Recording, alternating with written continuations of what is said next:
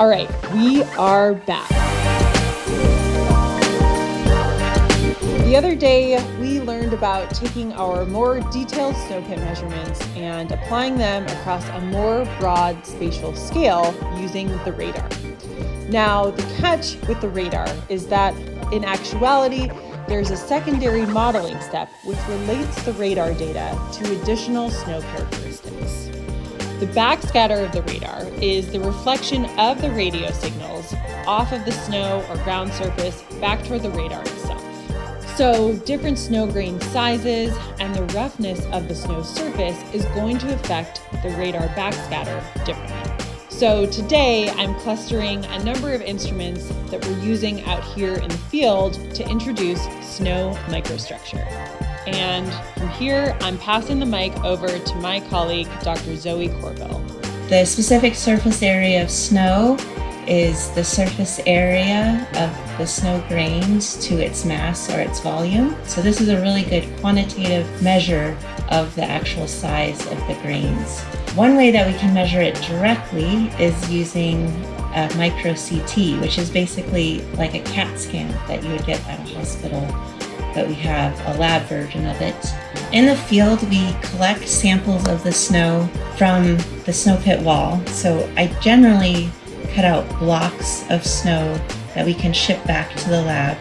And one thing that we can do to preserve the structure of the snow as it is in the field for shipping it back to the lab is by using a casting agent, which is basically a pore filler.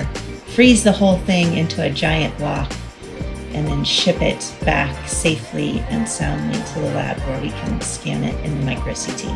I paused Zoe here at this step to ask if casting is at all analogous to the freezing of Han Solo in carbonite. As an avid Star Wars fan, she did say yes. And while this method is often considered the golden standard for measuring SSA, we have a few other folks capturing the same variable in a less time-intensive manner. Hi, I'm Julian. I have this neat little instrument here called Iris, and I'm measuring the reflectance of the snow. So I'm going to insert the sampler in the snow until I have the depth that I want. And I'm going to cut the snow that is on top and put the sample in the instrument. There's a hole here, so I'm just going to insert the sampler here.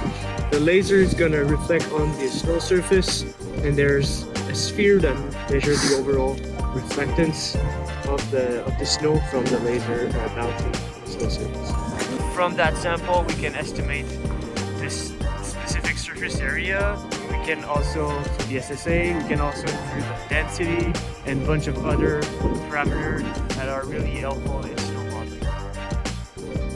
So I'm measuring the specific surface area of snow. It's called InfraSnow. It is a fairly new instrument, so we are sort of testing it in this campaign in comparison with other instruments which are more established.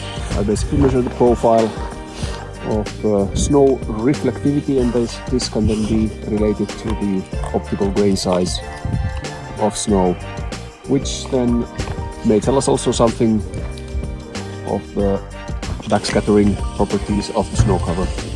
And finally, our field equipment is considered almost complete with a number of probes used to measure snow microstructure and the hardness of the snowpack layers. Zach Keskinen, working with the snow micropenetrometer. Basically drives a little force sensor down through the snow and allows us to measure the microstructure of the snow in a vertical profile, and then we can do it all around the snow pits and kind of distribute our understanding of what the microstructure looks like, which is important for radar backscatter. So there's a lot going on. We have instruments looking at each individual grain size, working our way up in scale to large radar swaths, and yesterday we even had instruments flying in the air. It's been a lot of good, fun, and hard work to put all the pieces together. Thanks for tuning in. We've got one more clip headed your way before we sign off on the week.